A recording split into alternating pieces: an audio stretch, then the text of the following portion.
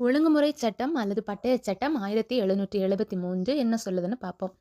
இந்த சட்டம் எதற்காக கொண்டு வந்தாங்கன்னா, இந்திய நிர்வாகத்திற்காக இந்த சட்டத்தை கொண்டு வந்தது இங்கிலாந்து. அதாவது இங்கிலாந்து கொண்டு வந்த ஃபர்ஸ்ட் சட்டம் இதுதான் ஒழுங்குமுறை சட்டம் அல்லது பட்டயச் சட்டம் 1773 ஆண்டு. அப்புறம் ஆங்கிலேய கிழக்கிந்திய கம்பெனியை ஒழுங்குபடுத்துவதற்காக கொண்டு வரப்பட்டது. அதனால தான் ஒழுங்குமுறை சட்டம் அப்படின்னு சொல்றோம். ஸோ இதுதான் இந்திய அரசியல் அமைப்பினுடைய முதல் படியாக இருந்தது.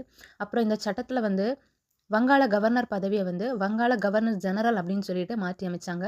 ஸோ ஃபர்ஸ்ட் வங்காள கவர்னர் ஜெனரல் யார் அப்படின்னா வாரன் ஹேஸ்டிங்ஸ். அப்புறம் அந்த வங்காள கவர்னருடைய பதவி காலம் 5 ஆண்டுகள். அவருக்கு உதவுவதற்காக ஒரு அவருடைய கீழ் வந்து ஒரு குழு அமைத்தாங்க. அதாவது 4 பேர் கொண்ட கவுன்சில் அல்லது நிர்வாக குழு அப்படின்னு சொல்லுவோம். அப்புறமா வந்து அந்த வங்காள கவர்னர் ஜெனரலுக்கு கீழே எந்த பிளேசஸ் வந்து இருந்ததுன்னா சென்னை, பம்பாய். சென்னை மற்றும் பம்பாயினுடைய கவர்னர் வந்து இந்த வங்காள கவர்னர் ஜெனரல் வந்து ஆட்சி செஞ்சாங்க.